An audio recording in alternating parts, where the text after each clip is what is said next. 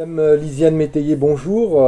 Merci de recevoir J'aime Radio. Je sais que c'est pas du tout évident pour vous. Tout est bousculé, votre agenda. Un agenda particulièrement violent, j'ai envie de dire, par rapport au séisme qui est intervenu lors des dernières élections européennes et qui rabat toutes les cartes. Alors, je vais vous poser quelques questions et je vous remercie de pouvoir y répondre. Vous êtes député de la 5e circonscription du Morbihan depuis 2022, sous l'étiquette de la majorité présidentielle qui à l'époque s'appelait Ensemble. Alors, première question, vous avez été réellement surprise de la décision présidentielle concernant la dissolution de l'Assemblée nationale, ou alors vous vous attendiez, avant l'annonce des résultats, à cette dissolution? Et le fait que cette dissolution a été prononcée, quel impact concrètement par rapport à votre entourage, à votre équipe? Bonjour, David Sherpa de J'aime Radio.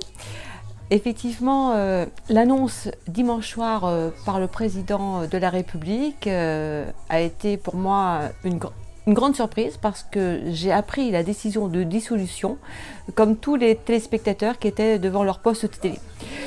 C'était peut-être une menace qu'on entendait depuis quelque temps, mais en tout état de cause, je ne l'avais pas imaginé dans un délai aussi rapide après le résultat des européennes. Mais je dois dire qu'au-delà effectivement de cette annonce, moi, ce qui m'a le plus abasourdi, même si la tendance était annoncée, c'est le score des lepénistes. Parce que le score est un taux inouï. Si on rajoute le score de Reconquête, c'est effectivement ce taux de participation qui m'a le plus choqué. La dissolution en est la conséquence. Vous avez rappelé effectivement que j'ai été investie il y a 2 ans dans cette majorité présidentielle qui s'appelle toujours Ensemble. Le nom n'a pas changé. Et cette majorité qui comprend plusieurs partis qui vont de l'aile gauche, Territoire de Progrès, qui est mon parti, à l'aile droite, Horizon, en passant par Renaissance, bien sûr. Je suis une députée Renaissance et j'ai la double adhésion, et également par le MoDem. Donc c'est tout ce bloc central qui est représenté par la majorité présidentielle. Passer cette annonce, cette violence, parce que c'est quand même un choc de savoir que le jour même vous n'êtes plus député, mais au-delà de ma personne, ce qui n'est pas important, c'est ce que ça engage pour la suite. J'ai effectivement appris la conséquence de cette dissolution dès les heures qui ont suivi. Donc, je perdais mon mandat de député, je devais licencier mon personnel. Humainement, c'est assez difficile. Quand je vous parle de violence, c'est vraiment une violence pour le personnel. Et renvoyer les stagiaires que j'avais dans mon équipe. Stagiaires pour qui ça a son importance. Chacun en fait voit son niveau. Un stage, ça valide une formation, ça valide un diplôme.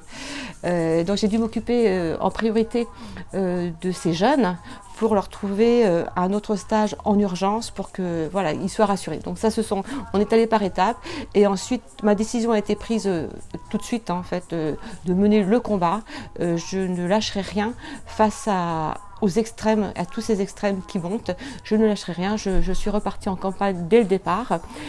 Avant d'avoir effectivement l'information que j'étais investie, cette information je l'ai reçue dans la nuit, cette nuit. Donc j'ai été réinvestie comme un grand nombre, pas comme tout le monde, mais comme un grand nombre de députés sortants. Aujourd'hui c'est officiel, je suis la candidate de la majorité présidentielle sous la bannière Ensemble. Quelle est votre position sur la décision de LR de rejoindre le Front National? Alors moi je les appelle les lepénistes, parce que les lepénistes ça ramène bien à leurs racines, d'où ils viennent. Sinon on a tendance d'oublier le RN, Bardella, on a un peu tendance d'oublier. Moi je n'oublie pas.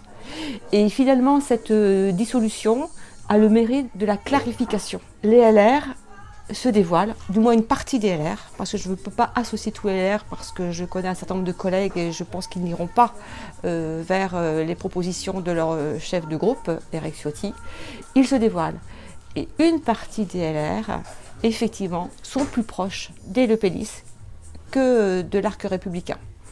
Le LR se fracture et ça a le mérite en fait de cette clarification. Je vais rappeler les résultats de 2022, notamment ceux du premier tour. Le candidat de la NUPES recueillait à l'époque 33,47% des résultats, vous-même 22,96%. Le candidat d'hiver droite recueillait 21,41% et le Front National 12,93%. Au second tour, vous arriviez en tête avec 51,35% des suffrages, contrairement au candidat malheureux de la NUPES qui recueillait lui 48,65%. Dans ce contexte, quand on voit le peu de différence au premier tour entre vous et le candidat d'hiver droite, êtes-vous assuré d'être à nouveau réélu? Une élection, vous ne pouvez jamais être assuré d'être réélu. C'est un challenge, c'est un combat. Aujourd'hui, au-delà des chiffres que vous venez de présenter, j'ai aussi les chiffres en tête des communes de ma circonscription, des européennes, où les Le Penistes sont passés en tête quasiment sur toutes les communes, sauf à l'Arbor-Plage. J'ai ça en tête, donc je vois aussi les menaces qui peuvent venir. Aujourd'hui, ça sera un peu différent. Je suis une députée sortante, j'ai un bilan derrière moi, certes de 2 ans, mais on peut mesurer le travail accompli pendant ces 2 années. La précédente élection, j'avais aussi un candidat dissident de la majorité. Ça brouille un peu les cartes quand vous avez 2 candidats de la majorité. Aujourd'hui, ce candidat agit en responsabilité en ne se présentant pas et en me laissant l'investiture pleine et entière pour ces élections législatives qui sont extrêmement importantes. Le candidat dont vous parlez, c'est M. Ronan Loas, c'est ça? Tout à fait, tout à fait. Donc en effet, qui a annoncé qu'il ne se présentait pas et qu'il préférait se consacré à son mandat électif en local. Tout à fait. Donc là, je suis bien la représentante de l'ensemble des partis de la majorité qui vont jusqu'à Horizon. Si, en effet, le candidat d'hiver droite décide de ne pas présenter sa candidature, comme celle de M. Alban Ragani, représentante du MEDEF local avec la présence du Front National, pensez-vous plutôt que cela pourra renforcer le Front Populaire rassembleuse ? En tout cas, qui se veut rassembleuse? Alors aujourd'hui, je me pose quelques questions. Je vous ai dit, en fait, la dissolution a le mérite de la clarification. J'entendais le candidat PS, M. Glucksmann, aux européennes, dire qu'il ne repartirait pas avec la NUPES, qu'il refondait le PS. Je pensais le contraire, mais je m'étais mis l'échéance des municipales. Il n'aura pas fallu 24 heures, en fait, au candidat PS pour renouer son pacte avec l'extrême gauche, avec les mélenchonistes, dont acte. Aujourd'hui, la sincérité et la loyauté n'est pas à leur compte. J'attends de voir qui sera investi au sein de cette NUPES 2, au sein de ce groupe porté par Jean-Luc Mélenchon. Et j'en saurai un peu plus d'ici, je pense, quelques jours ou quelques heures. Lors des prochaines élections municipales, s'il y a autant de candidats à droite et son extrême, si finalement le Front Populaire perdure jusque-là, avec une candidature unique, est-ce que Lorient basculera selon vous à gauche? Je pense. Alors Lorient est une ville en fait centre-gauche. Lorient n'est pas une ville qui peut être portée par l'extrême gauche et par les mélenchonistes. On l'a bien vu. Ils n'ont pas gagné ni au municipal, ni aux précédentes législatives. Lorient est une ville modérée. J'aimerais revenir sur la décision du président de la République de dissoudre l'Assemblée nationale au vu des résultats des élections européennes du 9 juin dernier. Est-ce que le message du président, finalement, n'est pas de dire que les députés de son parti n'ont pas été à la hauteur et que dans cet excès de grandeur et décadence, finalement, il a décidé de faire un grand plan de licenciement contre la sauvegarde de vos mandats? Alors moi, je ne l'interprète pas ainsi.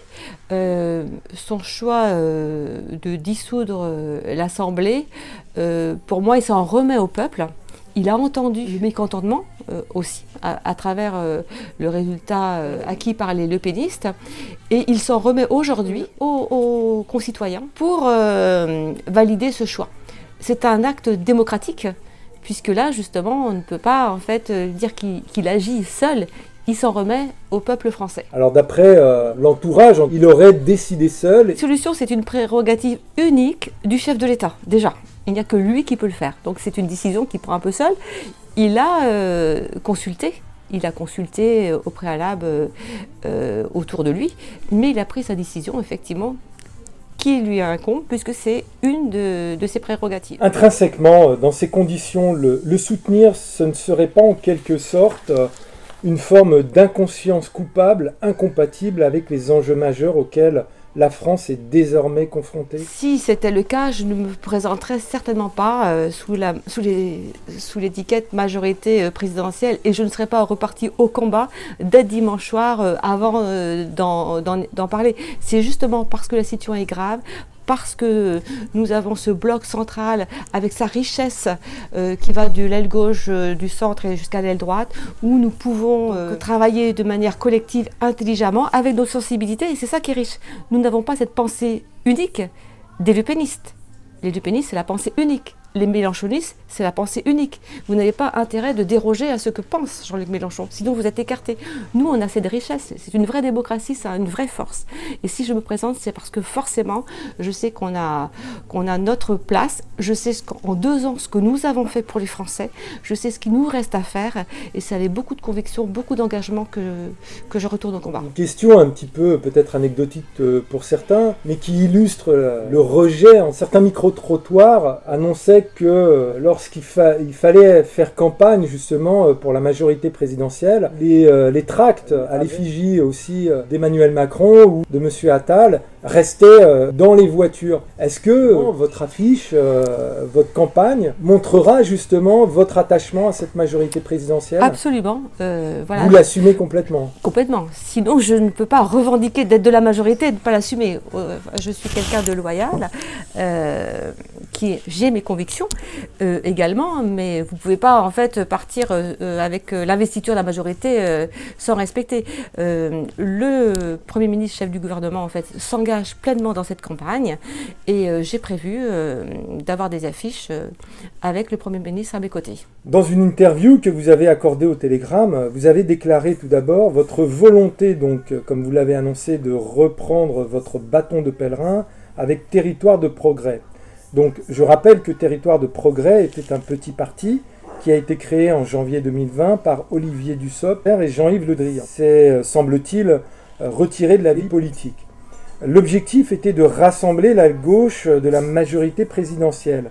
Vous qualifiez cette aile de gauche présidentielle de responsable. In fine, il ne serait pas plus responsable que cette gauche présidentielle, dont certains diront qu'elle a du plomb dans l'aile désormais, intègre le Front populaire, rassembleuse des gauches, justement, face à la menace de la couleur brune marine? Alors déjà, le Territoire de Progrès a été créé par Jean-Yves Le Drian, qui a été le fondateur, le père fondateur de ce parti. Je rappelle, c'était mon président de comité de soutien lors des précédentes élections. C'est un petit parti, certes, ou un micro-parti comme on l'entend, qui a sa place. Nous n'avons pas de groupe parlementaire, effectivement, mais si je suis dans ce parti, en fait, et non pas dans le Front populaire, c'est parce que jamais je ne m'alignerai avec l'extrême gauche. Il y a en fait, on parle de la gauche. Le Front populaire, ce n'est pas la gauche, c'est aussi l'extrême gauche. Ce sont des extrêmes et je les combats autant que les lepénistes. Les mélenchonistes et les lepénistes, pour moi, c'est un combat que j'aurai. Donc jamais je ne m'allierai au Front populaire, jamais. Et moi, je suis dans une gauche responsable, dans une gauche équilibrée, au service des Français. Toujours dans ce même journal, vous avez dit que le président s'en remet aux électeurs. Il va laisser le choix aux Français du gouvernement qu'ils veulent. 3 semaines à peine avant le premier tour des législatives, n'est-ce pas là un acte inconsidéré de la part du président qui a décidé de manière jupitérienne, vraisemblablement, de faire comme au poker, tapis, et de jouer le tout pour le tout? Alors, il ne s'agit pas d'un acte jupitérien, puisque c'est une prérogative en fait, de la Constitution offerte au président.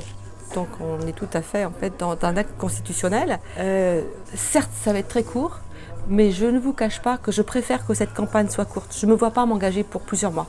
Sincèrement, vous avez en fait cette annonce brutale, violente, et puis vous y allez, et ça va être compliqué, hein, puisque les temps impartis sont extrêmement courts. Là, c'est très personnel ce que je vous dis. J'aime autant que ça soit effectivement sur un temps court. Et voilà. Et donc les électeurs donneront leur verdict fin juin pour le premier tour, le 7 juillet pour le second tour. Et on continuera vraiment. Moi, je suis là pour gagner et je continuerai le combat en fait que j'ai commencé il y a 2 ans. Est-ce que justement la démocratie, les Françaises et Français ne méritent-ils pas plus de temps et mieux pour décider du gouvernement voulu? Aujourd'hui, les Français sont déjà exprimés au niveau des européennes. Ils s'expriment régulièrement depuis un certain temps, donc leur choix est déjà acquis. Donc je pense que c'est vraiment une bonne décision de le faire ainsi. On a des échéances aussi, on a des échéances des JO, on a un certain nombre d'échéances. Donc je pense que on ne peut pas en fait traîner dans ces mesures-là, parce qu'une dissolution, c'est un acte exceptionnel. C'est pas comme un renouvellement. Les nouvelles élections, le député sortant reste en poste jusqu'à ce que le nouveau député soit élu. Là, c'est vraiment, il n'y a plus en fait de parlement aujourd'hui, il n'y a plus de possibilité d'aborder de nouveaux textes, de nouveaux projets de loi, propositions de loi. Donc nous ne pouvons pas laisser un pays sans parlement, enfin au moins sans assemblée nationale pendant un trop laps de temps. Donc c'est nécessaire que ce soit vraiment sur une courte période. Justement, parmi les grands projets, notamment ceux qui devaient être discutés et en tout cas votés, il s'agissait aussi de celui de la fin de vie. C'est aussi un projet qui vous parle particulièrement? C'est un projet effectivement extrêmement important pour nos sociétés par rapport à ce que nous demandent en fait aujourd'hui les Français pour avancer sur ce sujet. C'est un sujet qui concerne le grand âge, où je suis moi particulièrement sensible à ces sujets de société, parce qu'on va être particulièrement touché dans les années à venir au grand âge. La France n'est pas prête en fait pour répondre à tous les défis auxquels elle devra faire face. Ce projet de loi, hélas, comme tous les projets qui étaient en cours, ne sont plus étudiés. On devra tout reprendre à zéro, d'y retravailler d'une autre manière en fonction de l'Assemblée nationale, des députés qui seront élus. Parmi donc, ces fameux projets, l'attitude des représentants du Front National, qui disent être prêts à gouverner. Bien, sur ces sujets en particulier, ils restent quand même flous. Ils se sont déjà positionnés sur la retraite en disant qu'ils ne reviendraient pas en arrière. Donc ceux qui ont toujours prôné la retraite à 60 ans, c'est fini pour eux, ils ne reviendront pas. Donc il y a toujours les discours et il y a les actes. Moi je me rends compte que tous sur les projets importants, l'IVG dans la Constitution, ils sont contre. Moi je prône en fait l'IVG dans la charte européenne des droits humains, ils sont contre. Ils n'ont pas voté beaucoup de lois pour le droit des femmes. Quand j'entends un député dans l'Assemblée évoquer la place de la femme à la maison, publiquement, c'est pas le modèle de société que j'attends, et encore moins pour les femmes. On peut dire, dans l'extrême droite, en termes de projet de société, il y a la droite, si on enlève l'extrême. Et la droite, pour certains, ça signifie ce que vous venez d'évoquer. C'est-à-dire qu'il y a le discours et puis il y a la réalité. Les Français et Françaises ne l'entendent pas. Parce que les lepénistes, en particulier comme d'autres en fait, députés dans l'opposition, c'est assez facile d'être dans l'opposition. Vous pouvez en fait effectivement faire penser qu'un certain nombre de mesures sont envisageables pour les Français. Et les Français en fait aujourd'hui ont envie d'entendre que c'est possible pour eux. Ça s'appelle du populisme. Il suffit de regarder les votes du Parlement européen, il suffit de regarder les votes de l'Assemblée nationale pour comprendre vraiment les valeurs qu'ils prônent, qui ne sont absolument pas celles que je porte. Si vous n'êtes pas réélu, quels seront vos projets futurs? Notamment, est-ce que d'avoir goûté en quelque sorte au mandat électif ne vous pousserait pas à vous présenter aux prochaines élections municipales? Alors, si je ne suis pas réélue, j'ai plusieurs possibilités. J'ai une chance, c'est une chance en fait, d'avoir cette liberté, puisque moi j'ai ma carrière derrière moi. Donc ma carrière professionnelle est derrière moi. Donc j'ai la possibilité de la réintégrer, puisque je suis fonctionnaire, je suis ingénieur de recherche et je suis en disponibilité. Donc c'est plutôt confortable. Si j'ai d'autres engagements, je sais que j'ai toujours été engagée, pas forcément sur des rôles d'élus, mais dans des rôles aussi d'association. J'ai été présidente du Conseil de développement du Pays de Lorient. Mon engagement, il a toujours été auprès de la cité, donc j'aurais toujours envie de m'engager d'une manière ou d'une autre. Mais en toute cause, aujourd'hui, mon engagement, il est au niveau d'un mandat national. Et ce mandat me passionne et j'ai vraiment envie de continuer à travailler pour l'intérêt l'intérêt général, pour l'intérêt des Français, pour les protéger dans les années qui viennent. Je ne suis pas à la recherche de mandat. Là, ce mandat national m'intéresse vivement. Je ne peux pas me positionner sur l'avenir, etc. Mais en tout cas, je n'ai jamais eu de velléité de me présenter à la mairie de Lorient. Et les engagements peuvent se faire de différentes façons. Et vous pensez que la prochaine municipale, la candidature de M. Loher peut être remise en question par rapport justement à ces résultats de 9 juin? Je pense Fabrice Loher, le maire de Lorient, fait vraiment un travail de fond. On voit aussi depuis 3 ans en fait, tout ce qu'il a pu mettre en place. Il a une vraie légitimité dans le paysage. Je ne peux pas me projeter sur ses intentions. C'est un futur certes proche. On verra s'il se représente.